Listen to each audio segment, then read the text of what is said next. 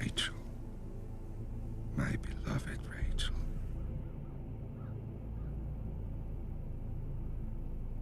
How long has it been since she died? A year? A century? More? My mind keeps slipping, but some things I know. I am Connor Mccloud of the clan Mccloud. And once, a very long time ago, I was a Highlander.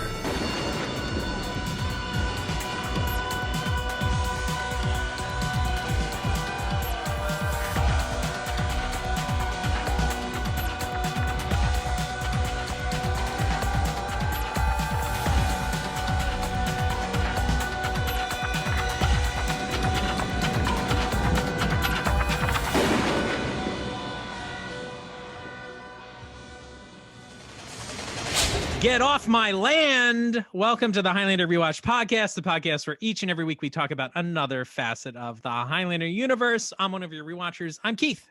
This is Kyle. This is Eamon. It's some things Scotland and the United States have in common. Get off my land. That's true. Get off our land. my property. That's right. Welcome to episode 3 of our Highlander Endgame coverage. So if you've missed the first episodes, we urge you to take a look back. Our first episode, we did a trailer reaction, which was a lot of fun. In our first episode, we gave the dates and deets about all the actors and producers and writers and everybody involved. The producers, the alleged, or no, not alleged, convicted Rapist. That's right. Harvey Weinstein, whose grubby little mitts were on this movie. Anyway. But here we are on episode 3, getting into the meat of it now, right? Because we barely scratched the surface in our second episode. Barely gave it a little tickle. That's right. A little tickle. But before we do that, we're going to read some reader mail, which is exciting. So it's always tricky when we get emails when we wrap up like our series coverage, because then we're about to launch into the movie. And like, I don't know, sometimes we don't get to read them for a bit. So we thought we'd just read 2 on this episode. So we're still keeping up with the reader mail. So this comes from Carrie T. And the subject of the email is just respect. So these are not, that's right. These are not Endgame specific emails, but we're more about us wrapping up our coverage of the series. So Carrie writes, I regret that I did not get this out in time, but to answer you guys' question from the last episode, the shows that you did that were either parties or just you guys being goofy were great. Oh, yeah, because we were wondering, we're like, people must hate these, right? Yeah. So Carrie writes, she says, my son who listens with me when we drive made me replay over and over again as Kyle killed his vocal cords yelling respect and podcast. So that's great. Oh, God. 2 years of podcasts. We really found that whole bit hilarious, especially as he morphed into the Macho Man. Honorable mentions, of course, were Slan the Cat, and Eamon Bot. Congratulations, Eamon. Eamon Bot. That Eamon Bot. Yeah. We really enjoy all the time and silliness that goes into the podcast about a show we all love from the 90s. We can't wait for the Endgame coverage. Hey, here we are. And we will actually be rewatching The Raven with you guys, as I own it, but have literally never watched it. Me too, basically. Don't lose your head and treat her with much more respect. Respect. Thank you, Gary. That's good. I'm very glad to hear somebody liked even just one person liked that stupid shit we did. Yeah, I think I saw some other people say they liked it. Yeah, some other people did. So that was fun. Facebook. Yeah, maybe we'll have to torment people and do one of those again. So. Yeah, Eamon Bot. I moved into my girlfriend's house, so Eamon Bot is cold on the trail. Oh, interesting.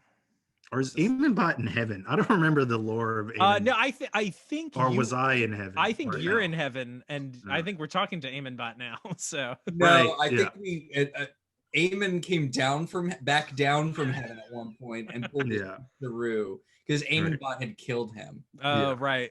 I think is where we landed. We've got a complicated mythology, just like Highlander Endgame. Yeah. We got to go back, and that's a bad improv because there's no way I am going to heaven when I die. Yeah, we're gonna agree with that. Very good.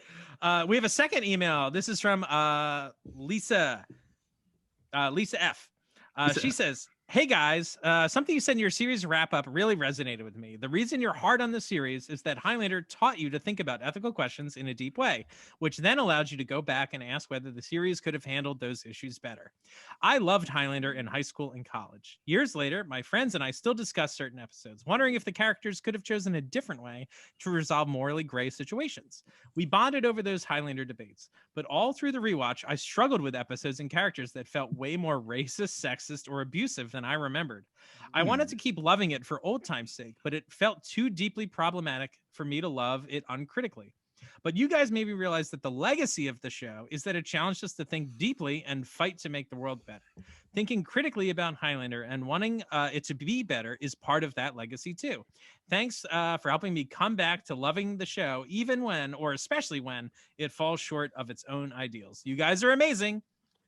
Thanks, Lisa. That was really sweet. No, it's very nice. Thank you. Thank you very much. Those emails mean a lot. So before we get into, we're going to play some music videos this episode. We've got some games, of course, to play. And of course, we're going to be talking about Highlander Endgame. But first, we've got to play the catalog game. Yeah. And so the way this game works is I'm going to read an item description out of the illustrious Highlander catalog.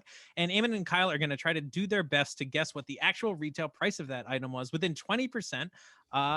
And whoever gets closest gets my respect for the rest of the episode and also gets to give their opinion first. It's very high stakes. The prize is, I don't know, very desirable, obviously. So here we go. Let me bring it up on the old screen here. And so today we're going to be reading out of the 1996 catalog again, which is a catalog we haven't visited too much on this show. Look at that Stein. Look at that Stein. That's right. So today we're going to be talking about item 126, the pewter Stein. Watch the Stein's funny. That's right. Watch the that's very funny, Evan. Watch the firelight flicker in the curve of this magnificent pewter Stein, engraved with the Highlander logo, as you raise your drink in honor of those who carry on. A Stein so powerful, you'll want to be careful what you put in it, and when you've finished, you'll see the world through its glass bottom.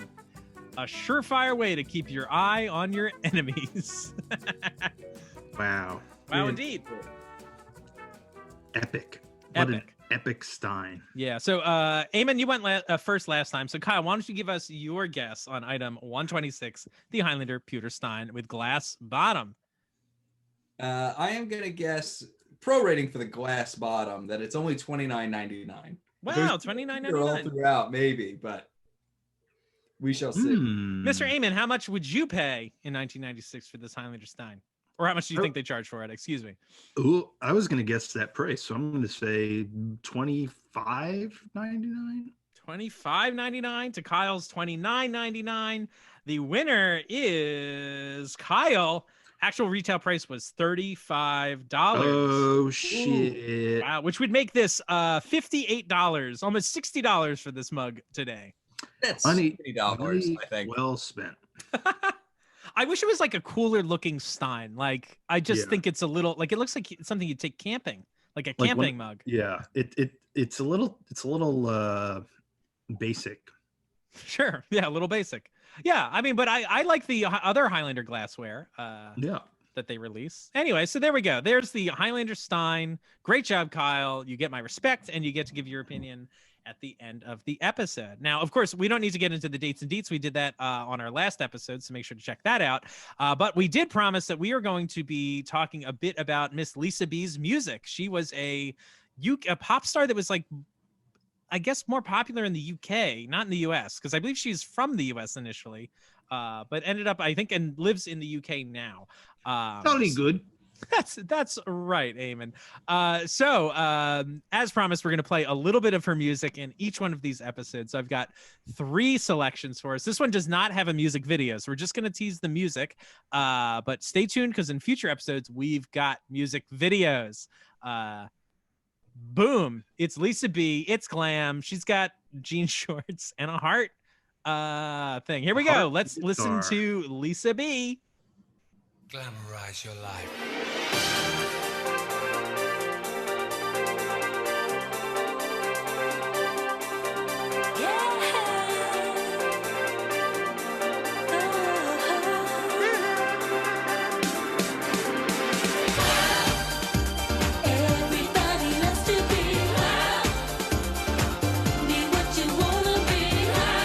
Eamon loves it.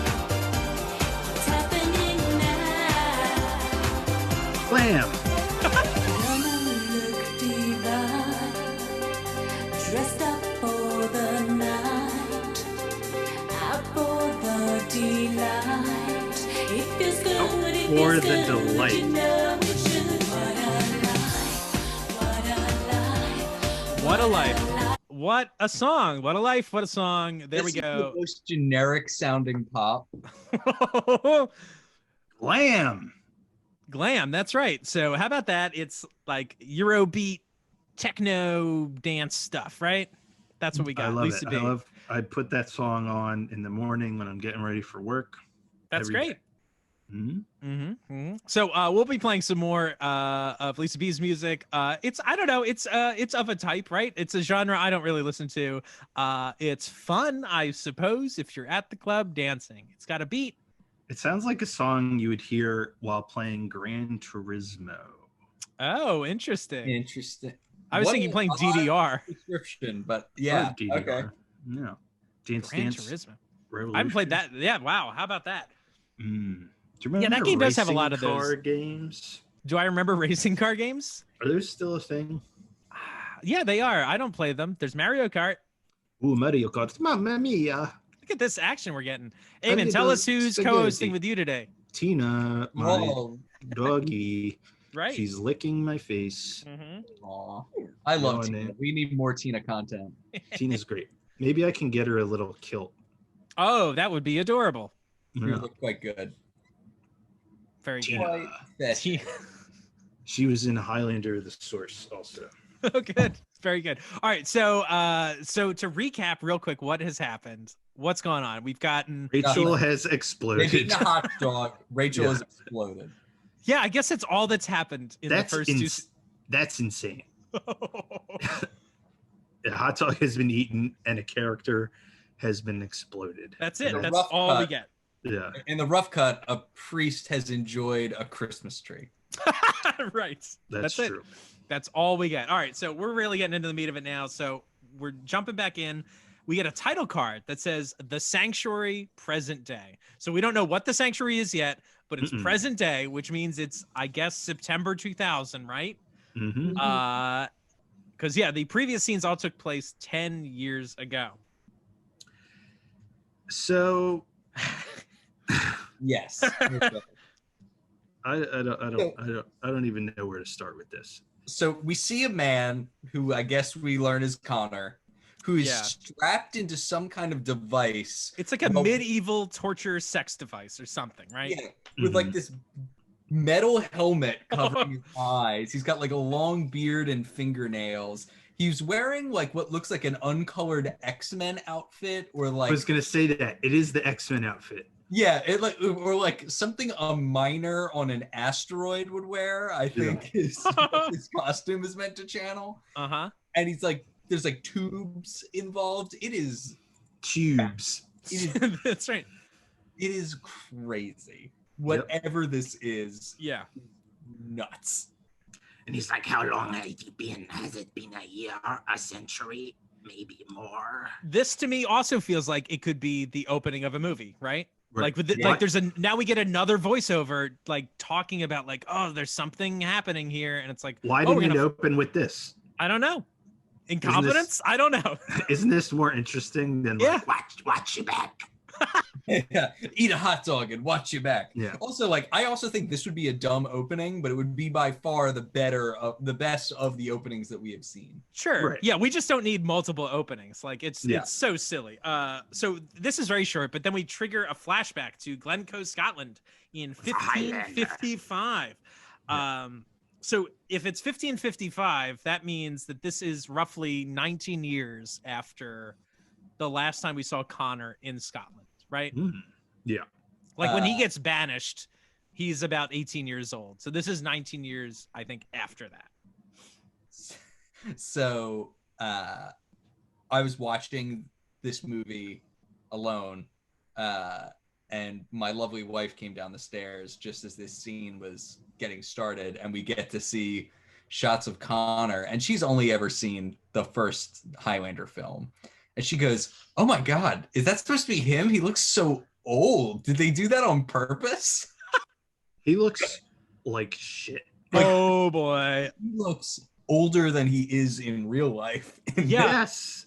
There's also like he has like, doesn't he have like gray hair, like a little bit of gray hair here? I'm like, why they couldn't have brushed that out with just even some temporary dye? Like, I don't understand why he has visibly gray hair at all in this movie. Here's what I don't get. I watched an interview like that, like I think came on the DVD with Christopher Lambert, and he looks younger in the interview than he does in this movie. They don't do him any favors, and he always has a haircut that makes him look old. Right. In some way. Like the weird bowl cut he has in the present day. Like, yep. Not just good. choices were made that really smashed the illusion that he's immortal. Yeah. Yeah. And like we said in the past, he looks like a Vigo from Vigo, right. From Ghostbusters 2. Yeah. Interesting. Although Beatie, they're about the right age, or at least Beatie Edney is. I looked up, like, I think, how old was she at the first movie?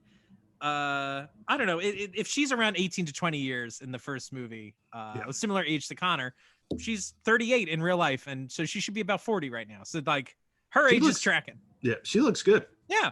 She looks much better than him at this age. Oh boy, I do like that they got Beatie Edney back. Like, I think that's cool that like we get to see, like, I think it's cool that they go back to that well, right? Well, I think in your interview in your interview with her, Keith, I think you mentioned she mentioned she had to fight to like get her role back. Like they were just going to cast somebody else. Yeah. What? Yeah. She was like, no, this is my character. I'll be playing this. And I'm like, yes, I'm glad she did that. Right. And again, age appropriate for it too. Like it wouldn't make sense to recast it. Like, nope. Whatever. All right. So what's going on here? So we got some angry dudes on horses have shown up to like fuck around with Connor, and he's like, get off my land. And so they tell him that like he's a demon or whatever, and they like claim that he's a witch. They want him back, or they're gonna burn his mother, I guess. I don't even think they want him back. I think they just came to inform him. Well, that was my next note, was just like, I was like, why are they here? Like they tell him this and then just leave. And I'm like, huh? Like, shouldn't they want to like kill him? Like, shouldn't he have to fight them off? Like if they think like, oh, maybe he's causing this from afar, or like they also don't even say, did they ever say like what's wrong? Like they're just like, you cursed us, and it's like, cursed what? Like, should they have said, they should have at least said like, oh, we haven't been able to grow crops in so long, or our well spoiled, or something to like put blame on Connor and his mother for, but they don't. So in like one of the scripts, they say that they have the plague and they're blaming Connor for the plague. Yeah, I think that's it. And it's like, that's not in the movie. Well, that would also make a lot more sense considering what we see with the mother later. So, but we'll get into that. So this guy just yells over and over again, your mother will burn. And I just can't imagine being a human being who thinks that they're the good guy, who utters the sentence, your mother will burn. And you're like, yep, I'm a righteous dude.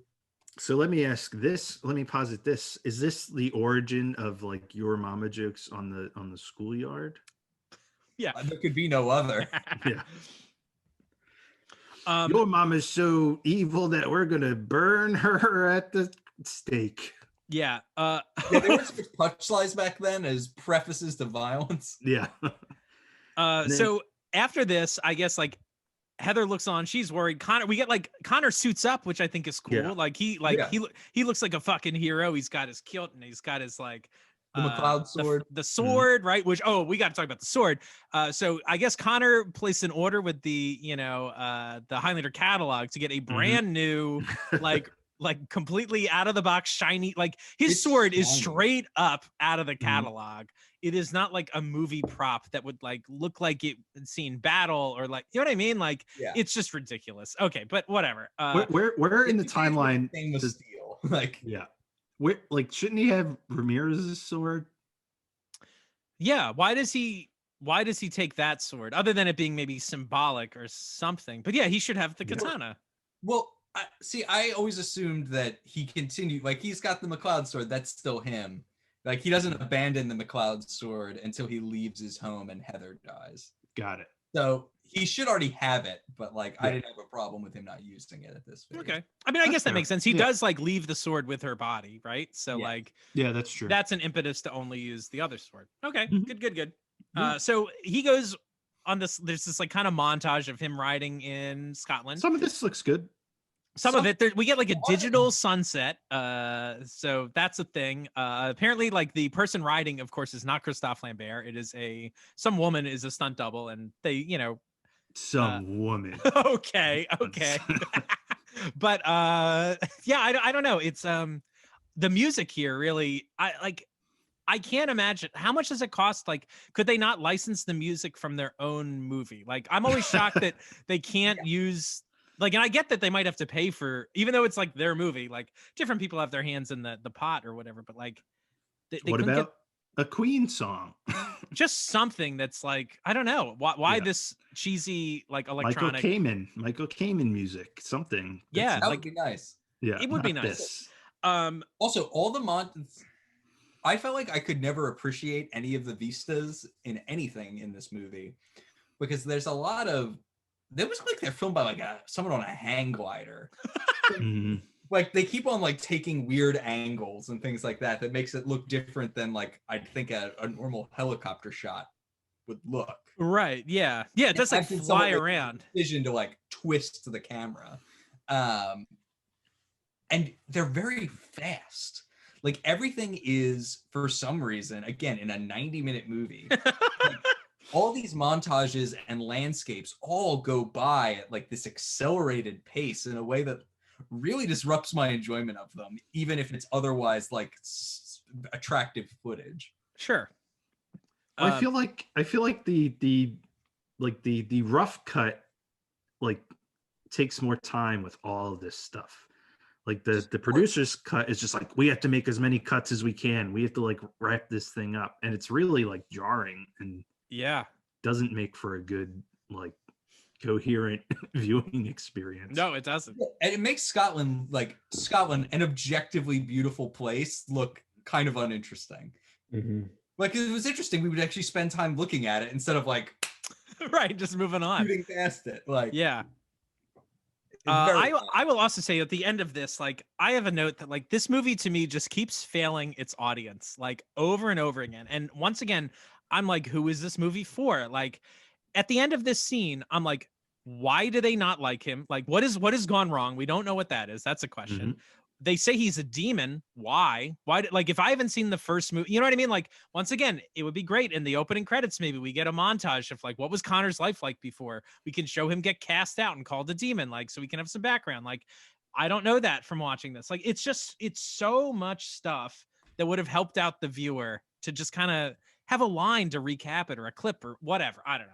No That's good. the problem is it so relies on what you already know while still then later just bludgeoning you with awkward exposition. But it's like you didn't need to do this because you made a bunch of assumptions along the way, and now you've like negated all those decisions by including the overt exposition. Like Sure. and also, like you said, it Right. relies on the audience's like prior knowledge of the Highlander like lore. But then, as we will see later, we'll start contradicting that lore. So like, it's really a mind fuck. It's like, remember all that stuff you knew about Highlander? Like, you better remember it for this scene, and then we're gonna tell you it's all wrong later. Like, ugh. Anyway, so we get this little montage. We get a sunset, and then we cut that night, I guess. So now we cut to his village and in Connor's mother's house. So what's going on here? So his mother is like on death's door or something, or I don't know what the fuck's wrong with her. Do we know what's wrong with her? It's weird. So She's unwell, you mentioned that there was the plague plot earlier. That would make a lot more sense if she is sick from the plague, right?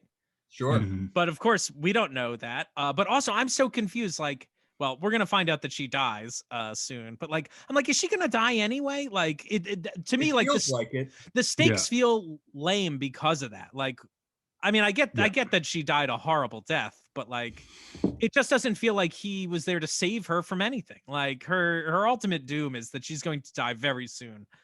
So I don't know. I feel like they screwed that up. But I thought you were the water horse. Come to take me away.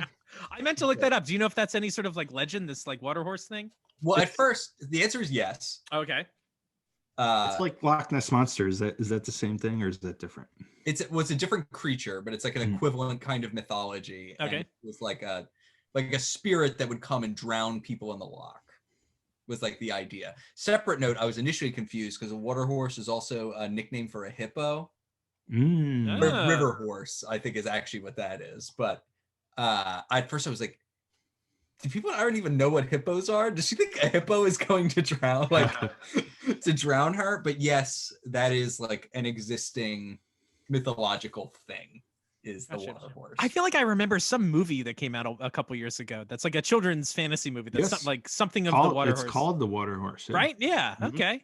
There we go. Maybe we should watch that movie instead of this movie. It might be better. It definitely is better. What are we, crazy? Dollars to donuts, I'd say. Yeah. It's better. He's like, hey, nobody come to care for you. Right. And nobody has. They're just like letting her die. It's awful, but I guess it's because they're all like, scared of her. Again, we don't really know the reasons for this. They think she's going to curse their families if they interact with her in any way. Yeah. So then he's going to like take her out of there. Also, by the way, did anyone wonder where's his dad? Yes. Okay. Where's his dad? I don't know. I don't know either. Like once again, this movie relies on you knowing that he has a mother, that he was, kicked out of his like clan, but then is like, we're not even going to mention all the other stuff that you are definitely thinking of right now. Right now. His dad was in the third one, right? Maybe. I don't remember. Whatever. It doesn't matter. Was his dad in the third one? I don't remember. It's just I don't weird. think so. I don't know. I'm thinking of Duncan. I guess. Right. His dad shows up a few times. I'm just like, what? Like, yeah. That Also, should have been the tagline of this movie. What? His mom's not in the movie, is she? In the first one? No. Yeah. We don't see, because I was curious. I was like, oh, is there a mother? Is this the same actress? No. Where was she in the first one? I mean, it doesn't matter really, I guess. No, it doesn't matter. It's just strange that it's going back to this well, but it's doing it in such a poor way. So anyway, so now he's going to take his mother out of the village, care for her at home. And right before he leaves, he gets, I guess, the buzz, ? This is our first. Yeah, I think he's not sure, but we come to find, yes, he is getting the buzz. Right. And the door gets busted down, and who shows up but Mr. Priestman and his son, Jacob Kell. So we can watch that clip if we'd like. I don't know. Sure, why not? Sure. Jacob Kell. How many times is Jacob Kell said in this movie? Entirely too many. Yeah. Jacob Kell. Jacob Kell. I vouched for you.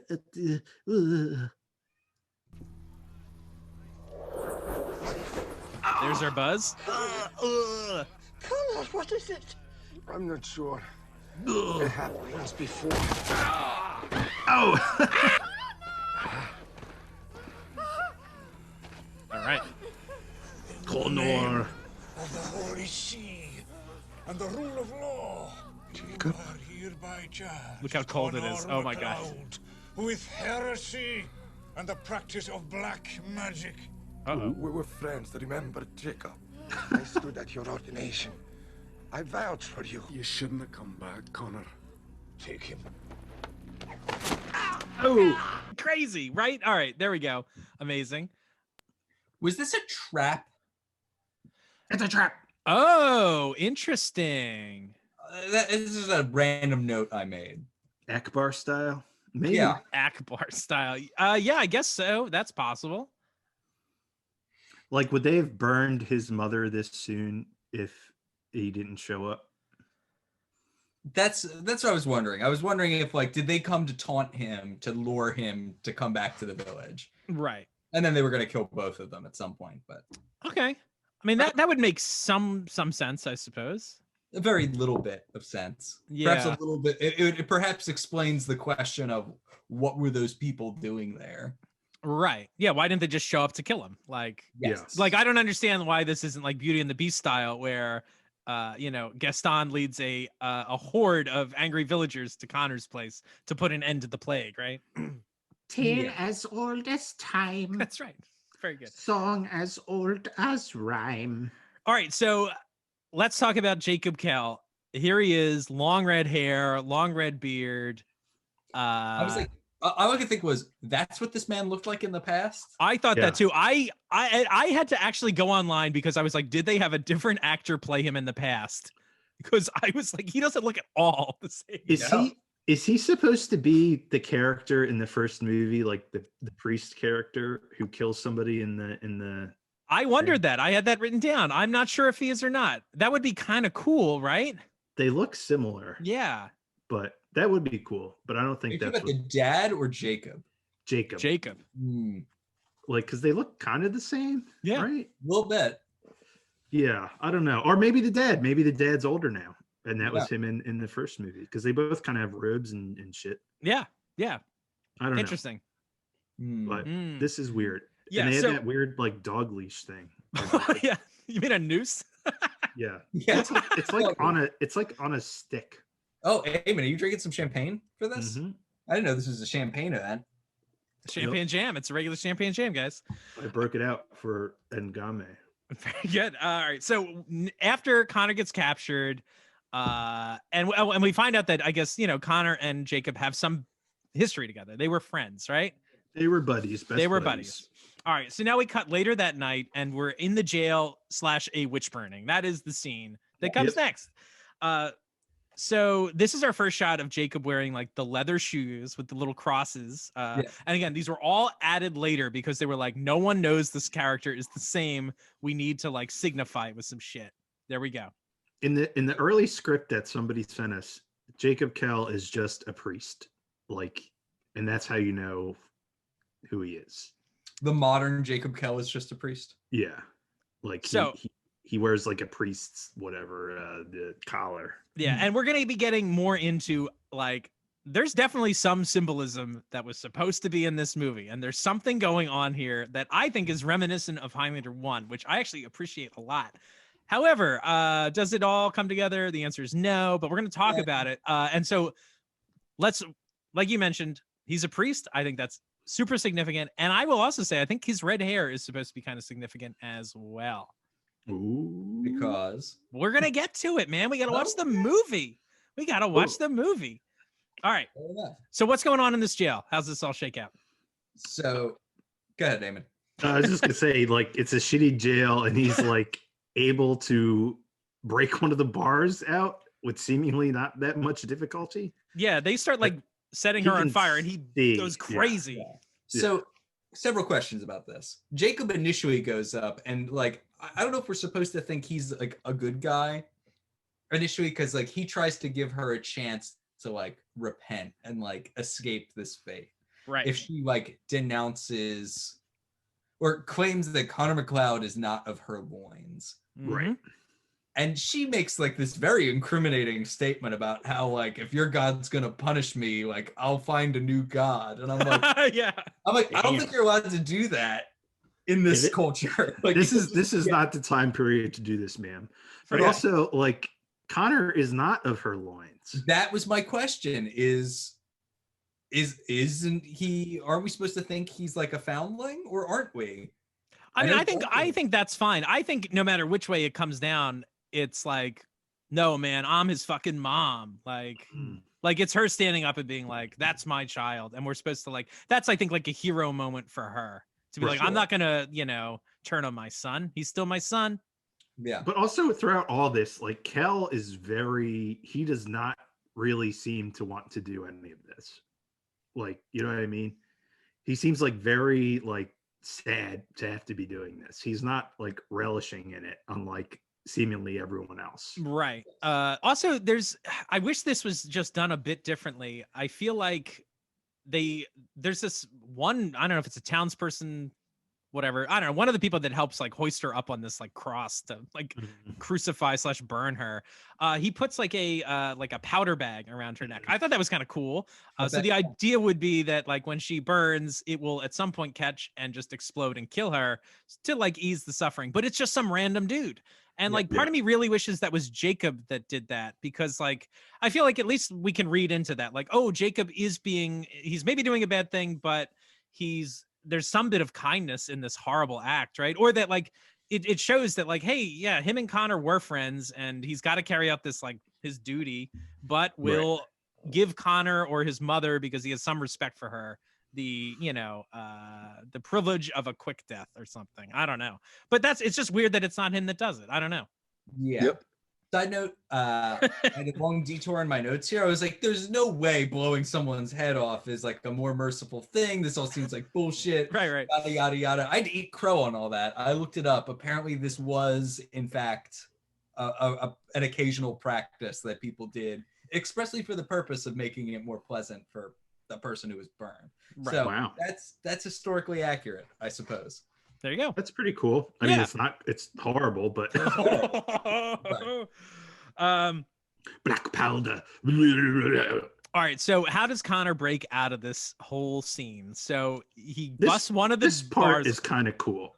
Tell me about it, Mr. Cool. Let's go. So he's like grabbing at the bars, and he like pulls one out, and he falls over, and this alerts the guards. So the guards come in, and he takes the fucking like bar and just like stabs it like through someone's head, doesn't he? He stabs it like through their neck, and there is just blood everywhere. And the blood in this movie all looks terrible. Yeah, like all the blood looks bad. Well, this is like 70s samurai movie blood. Well, that's the thing, is that like, not to say it doesn't look bad, Kyle. Like it just looks like it's from like, where are we? Like that blood doesn't belong in this movie, does it? Like stylistically, like what am I watching? Is this like an action gore fest? This is like Kill Bill blood. Yeah, exactly. And yeah, I don't understand why they deployed this in the movie. Yeah. The first movie wasn't like gross out like this.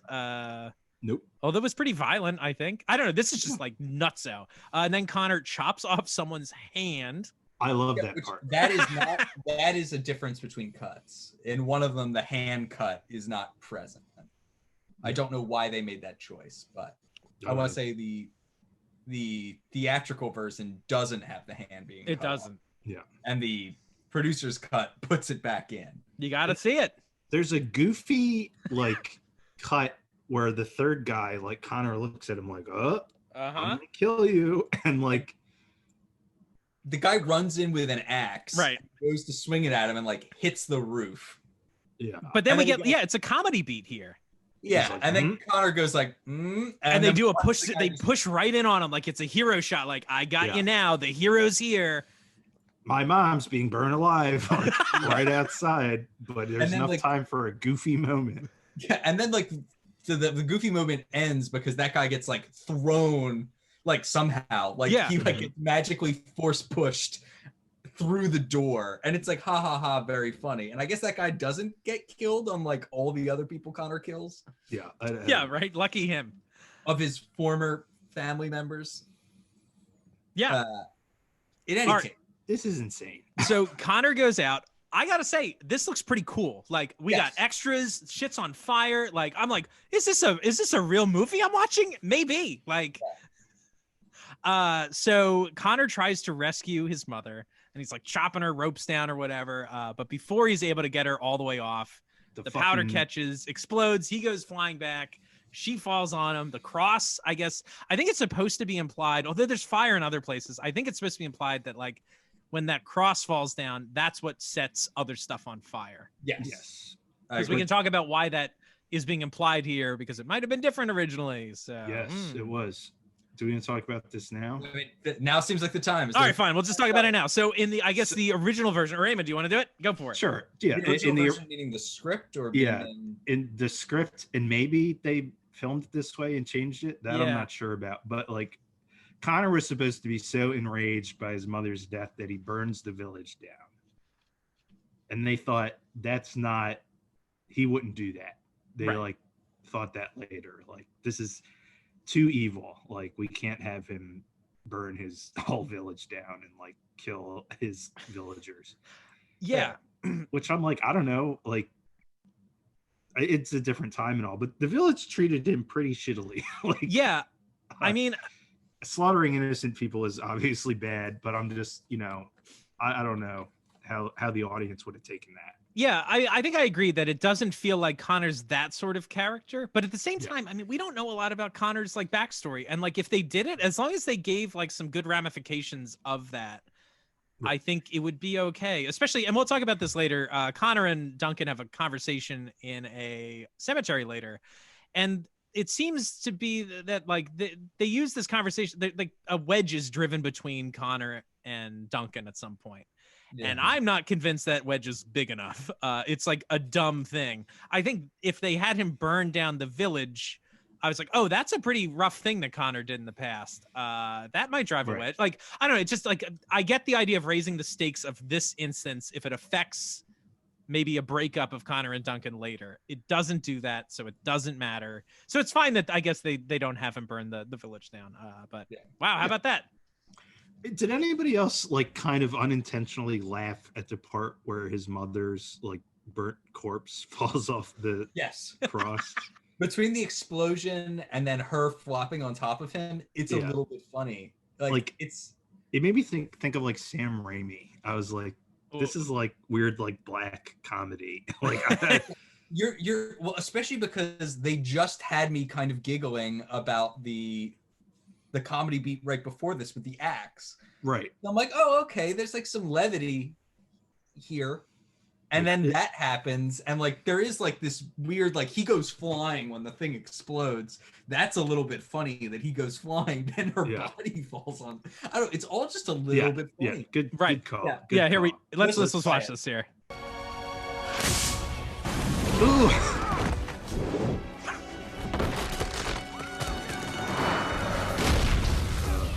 Boom. All right. Also, I'm gonna go ahead and say, don't surround your bonfire with hay, you fucking dipshits. Like, no wonder your village burned down, you idiots. Yeah, burn the witch like a little bit away from your thatched huts and like. Yeah, that's right. So after she dies, I guess like villagers go to attack Connor, and he just like stabs the shit out of these people, right? Mm-hmm. And then I guess he's like trying to, I don't know, he's comforting his mother's dead or whatever. And Jacob's father mourning. Mourning. Like mourning over his mother. And so Jacob's father, the older priest, comes over and just puts his hand on Connor's shoulder. And I guess this, because Connor's in a, I don't know, like a state that everyone's attacking him, he just grabs a sword and stabs behind him and kills the priest, right? Yep. But the priest is like, leave her alone, or it says let her be. Right. I guess because he's a demon and he's gonna try to do whatever. Oh, interesting. Or, I don't know. Yeah. But like, yeah, and Connor is like, fuck you. And then Jacob Kell's like, "Boo!" Right. Then Jacob picks up a sword and rushes him, and Connor delivers him his first death by just like stabbing the shit out of him. Yeah, Jacob just kind of runs into the sword. So what do you think about this setup here? Of Eamon says, I don't mind. I'm like, all right, they killed each other's parents. All right. Yeah, I mean, that's dark. Yeah. It is dark, yeah. So, it's like Jacob Kell, I'm like, dude, you tied his mom to a cross and like burnt her. Yeah. And his father appears to be the chief architect of this. Mm-hmm. Yeah. Like later there's a bunch of discussion like, you killed an unarmed man. It's like, this man was not unarmed. He was armed with an angry mob. Right. Who burned a woman alive. Like, that is not an unarmed man. Yeah. Like, yeah, the justification for him to like hate him for all time because of this Yeah. doesn't quite make sense. and like, And they could have just let them go. They could have let them go. Yeah. Hates them so much that we come to learn that he has been on a 400-year vengeance quest about it. Mm-hmm. Basically, because of this moment that has defined his entire life. Mm-hmm. It's because like, my dad burned your mother alive and like you didn't like love him for it. I don't understand. Yeah. And it's also not crystal clear to me that, do people interpret that Connor killed him on purpose or not? Oh, sorry. Go ahead, Eamon. It doesn't seem on purpose to me. Like, he killed someone, whoever touched him, just because like he didn't know necessarily that it was this priest or that the priest was unarmed. I agree. I think because he had just been attacked by a bunch of people and somebody came up behind him and he just like flinched and did it. So I don't think this was like a malicious act in the way that Jacob might be like, you murdered my father. It's like, I mean, I murdered somebody, but to be clear, I say that because I wish he did intentionally kill him. Oh, interesting. Oh, well, that would make more sense then. Like I wish that like Jacob watched Connor make the decision to kill him knowing he was unarmed. Right. And Connor makes the judgment like that you're responsible for this. You did this to my mother. Like, I will take vengeance on you. Sure. And that's what sets off the cycle in this movie. Instead, it like kind of looks accidental. The father is clearly in the wrong about this whole situation. Like, I don't know. Like, Then Jacob, Then Jacob gets up and traps Connor in a painting. That's right. That's what he does. Yes, that's it. So that's a Ghostbusters 2 joke for the people at home. Yes, that's right. Yes. So Connor rides off. The village burns down. Right. So that's what's going on. So a couple of things I want to mention. One, at this point, this village has produced, the clan Mccloud has produced 3 immortals. This is insane. Like, and also like Connor and Jacob like were like grew up together, right? Yeah, like in the same era. Right. Too. Interesting. Will they be opposites? Maybe. But I like the alt cut of this, or the like the rough cut. I love the way this scene ends. This is so, I think, like sleek. Like, first off, this is how the movie opens. Like the rough cut jumps into just the flashback, which I think is okay. Like, we just learned that Connor's like under attack, and then he goes to the village, and it all like is cut together just like it is in this movie. But we get it first. After Jacob dies, there's this really sleek cut. Well, actually, should I just play it? I mean, I don't know. Why not? If it's that sleek, might as well. That's right. Sleek, sleeka-deeka. All right. Binya. Pollywog? Do you remember Gullah Gullah Island? I don't know why I just thought of that. Sure. Still. Binya. Out for that. That stupid frog. All right, here. I'll give us a few seconds to lead us up into the cut or whatever. But oops, here we go. So I think this is great editing. And it's exciting. Like, it lets you know, like, ooh, I gotta watch for that in the future. All right, so here we go. Connor goes off with the body. Village burns. We see Jacob's body. First village. Yeah. Where's the castle? Oh, there we go. Anybody catch it? Wakes up. He wakes up, and I love the edit right to the. It's like, oh shit, he's immortal, right? That's cool. And then I like this cool music. That's right. The big city. Duncan in a cab. Duncan in a cab. That's right. I think that's a pretty slick edit and exciting. Slick Willie, my favorite president. Very good. Just kidding. Okay.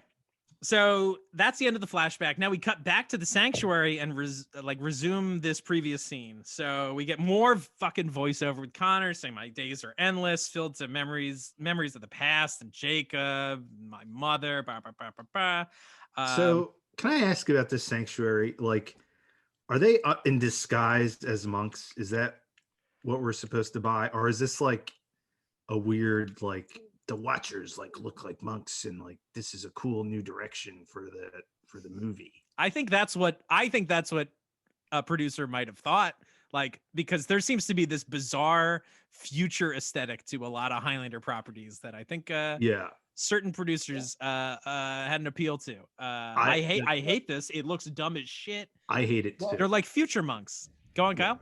Well, I was gonna say there are different versions of this. In one version, they are just weird future monks, because this is not, in one version of this, they omit any reference to this being holy ground. Correct. So it kind of looks churchy.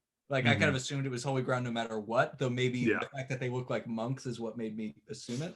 Right. In one version, they omit any reference to this being holy ground. In another in the theatrical version, this is stated that this is holy ground. This is holy ground. So I thought they were dressed as monks because it is supposed to be, like, it's supposed to be holy ground. so they are dressed as monks, so they like fit in there. Right. On the producers. Oh, sorry. Good. Whether they're literally monks or not, like I didn't press on it too hard because like, oh, they're monks, they're at the church. That's fine. Right. So on the producer's commentary, there is a bit of like backflipping or something to try to like disguise. I don't want to say disguise. Well, maybe I do. Like to cover for the fact that, hey, we did this thing. We decided just randomly to make this holy ground, and there will be kills on holy ground, which is against the rules, right? The producers say that the reason this is not holy ground, they said it never was supposed to be, which is obviously not true. They released a movie where it was. They say that they are dressed as monks to disguise, like it is supposed to look like, that's like the cover, that this place is a church or something. So everyone will dress like monks so no one thinks anything is suspicious.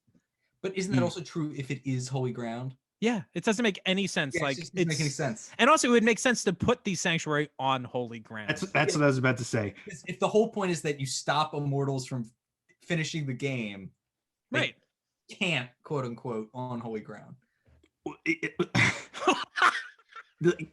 I know. It's that there are two versions of this movie where it's not holy ground and is holy ground. It's insane. And like, of course, if your whole goal is to like have a place where immortals can't be killed, you have to do it on a holy ground, right? That's like the only fucking.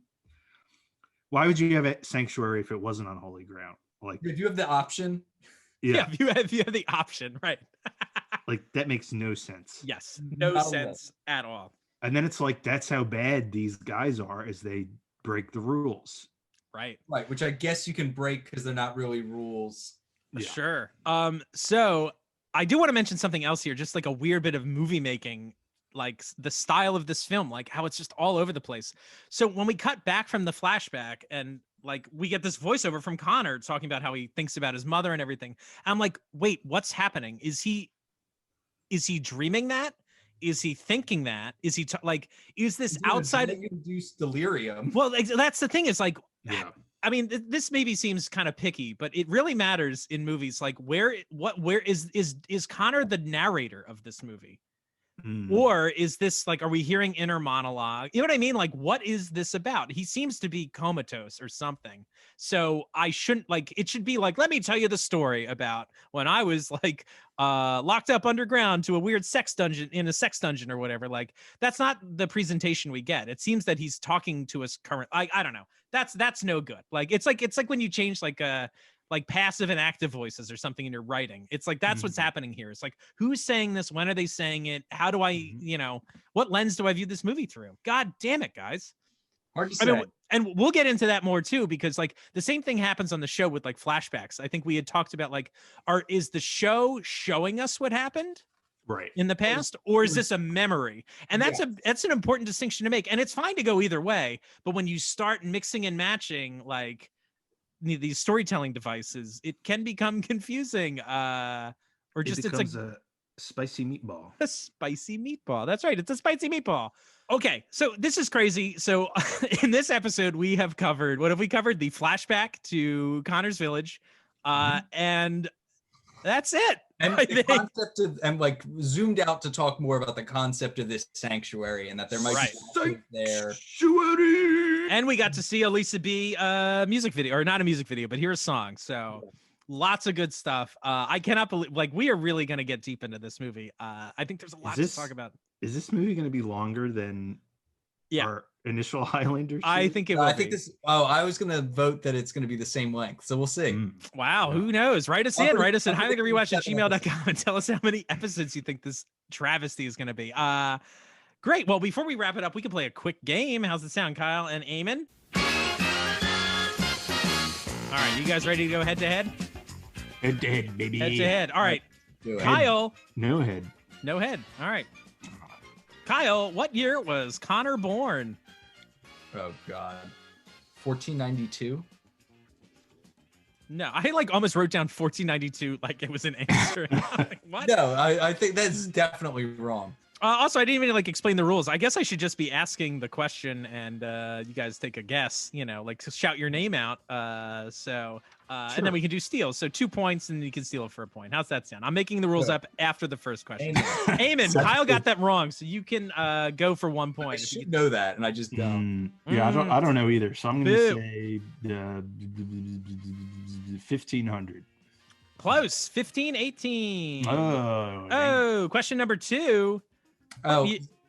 Yeah, I reversed Max, or I put Mac's birth in the wrong century and then subtracted from it.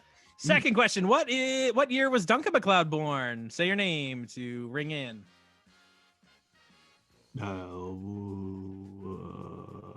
Eamon. Yes. You just said your name.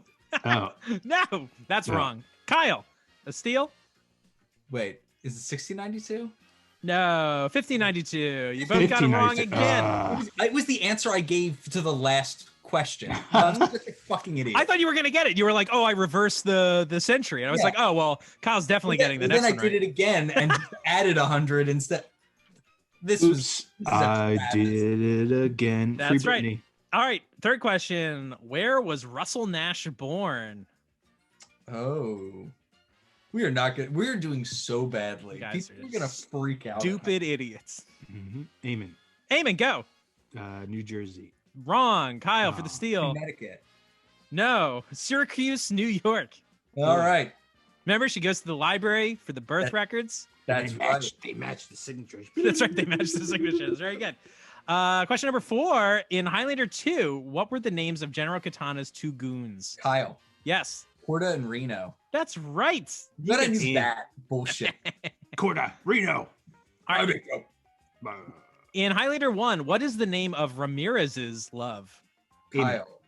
Eamon, I think you snuck in. Shakiku. That's right. Eamon gets 2 points. All tied up. I love it. Shakiku. What year does Highlander 2 take place in? Kyle. Yes. 1985. No. Eamon. Wait, what? You said Highlander 2? Shit. All right. Never. I said Highlander 1. Kyle, shut up. You're done. What, Eamon? 2020. No, it is 2024. Oh, damn it. It's so close. I'm so sorry. Well, you're both tied up, and the last one is just a bonus question. So we'll see who can break the tie, if it's even possible. What year does Highlander Endgame take place in? This is a mystery to all of us. It's a mystery. Present day? Yeah, it takes place in present day. That's right. I'll give you the win for that answer, Eamon. That's a winner. I think that's the best answer we can give. It takes place in present day. Yikes. So how angry are our listeners at the results of this game? Very. We didn't acquit ourselves well. That's for sure. I wonder how many listeners are angry at our take on this movie. I do know a lot of people hold this movie very dear. I think Really? I don't know if we're in the minority in people that I'm going to say maybe don't like this movie too much. I don't think so. But I will also say, like, I should have said this in the first episode, that like I was excited to see this movie. Like this was the first movie. Well, I don't even mean that now. Like when it came out, I was in high school when this movie came out in 2000, or almost entering high school, I guess, middle school or something, right? Like there were no Highlander movies when this was the first movie that got released after I'd become a Highlander fan. Like I had to watch everything, catch up on everything. Like I got into the series by the time Highlander 3 had come out. So like finally they were making like a new Highlander movie. It's like, I can look forward to this. Like I'm a fan of this shit. I got to go see this movie. And so I don't know, it weirdly holds a special place in my heart as being like the Highlander movie that came out when I was like a fan. So, I mean, I'm still a fan obviously, but you know what I mean? Oh, yeah, in real time. Wow. Well, so Kyle, you won the. Oh, sorry. You saw this in the movie theater? I did not see this in the movie theater. Oh, okay. I rented this on digital volume disc or digital video disc, depending on who you ask. From my local versatile disc. That's right. And what's really cool is in the early 2000s, that video store closed along with all the other video stores, and I got to purchase the very copy I rented. I got to purchase, and it still has the sticker that says "Wow Video" on the DVD. So. Nice. I got this along with the source actually at that same time. So I bought their copy of Final Fantasy Tactics, and it was very good. So Kyle, you won the game earlier today.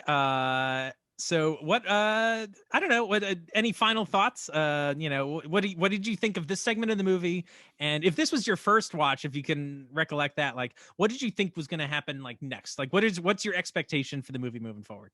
Well, this clearly sets the and I don't mind the 3 crosses on the shoes. I think that's an okay signal, and I think it's a reasonable way to cue you in that the person you saw at the bombing is Jacob Kell. I think all of that works. However, this moment is the setup for what we are going to learn is an absolutely cartoonishly insane revenge plot.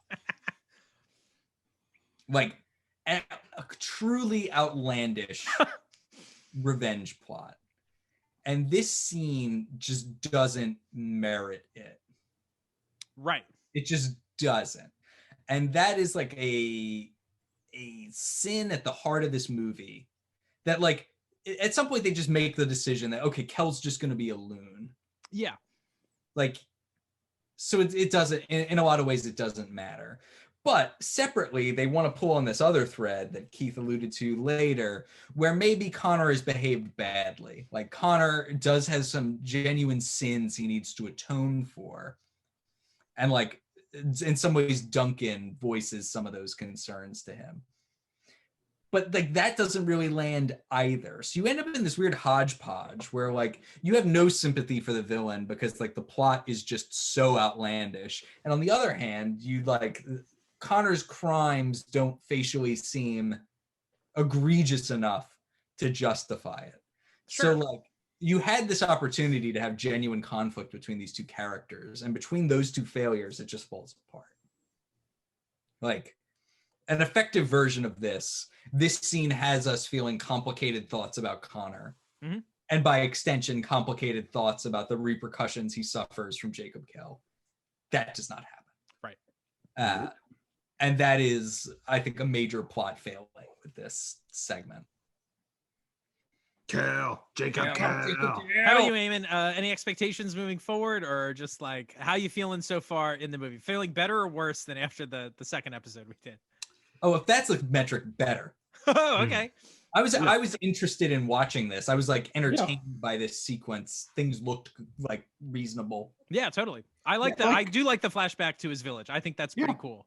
Aside from like the crazy violence, like which I'm just like, that's just a new stylistic thing for like that doesn't match the original aesthetic of the first film, and it doesn't really match like the TV show. So again, like there's these weird transitions that happen when things go from TV to film that like the aesthetic starts to change and it doesn't feel quite like it did before. Eamon, sorry, I was talking over you. Oh, that's fine. I feel better than I did in the first episode about this. Like it's got me like, Although I think it's insane. Like this is a huge event in Connor's life. So like you would think they would cover this in the first movie. You know what I mean? Like, I went back to my village and burned it down. Right. Just an aside. Yeah, after my mother got burned at the stake. Yeah. But we're just gonna gloss over that. Interesting. Very good. Yeah, I don't know. I'm curious to see where it all goes, I guess. Or I was like, how does this all like unravel? Like, I don't know. I think I also like was surprised that like we just meet Connor like right away. Like I think in the first scene it set up like a mystery, and like I don't know. We'll talk about that as we move on. Like there seems to be this again like search for Spock, search for Connor element to this film that I feel like they mention like it's gonna be a thing, and it's just never a thing. It's just there he is. He's right there, and then he's in the movie. Yep. So and that's an apt point because up to this point, Keith, as you noted, like what's Connor's role? Is he the narrator? Is these his memories? What's going on? Then Connor vanishes from the film for a period. Like that's what we're approaching. Right. And then like you're kind of focused on Duncan, and then it like ceases to make any sense, whatever we've been doing with Connor up till now. Yeah. I don't know. It's this is a rough script, guys. But I'm excited because next episode we're going to be introduced to Jin Kei, played by Donnie Yen. We're going to get some some crazy fighting. I don't know. We're gonna learn more about the Sanctuary, more cutscenes in the Sanctuary, all sorts of fun stuff. So I hope, I can't wait to maybe cover more than one scene per episode. That'll be fun. We'll see. We'll see if we We'll can see if make we it. pull it off. That's right. This will be a year-long podcast. The never end game. Very good. Well, make sure to write us in at highlanderrewatch@gmail.com to let us know how much you absolutely hate our commentary on this movie and how you disagree with it so much. I cannot. People are gonna flip out, but whatever, man. This movie is problematic. No. We're gonna get a lot of. I think we're gonna get a lot of support on our takes on this movie. All right, let's hope so. Yeah, I think so. How confident am I in that? But Really? I like that we're taking opposite takes on it. It's drama. That's right, drama. All right, and so we'll be back with some more Lisa B music next week as well. And make sure to, of course, stay tuned for a special Highlander 35th anniversary episode. I love her music video for WAP, though. Ooh. Boy, oh boy. Lisa B. Anyway, we've been your Rewatchers. I'm Keith. This is Kyle. This is Eamon. Bye. Bye.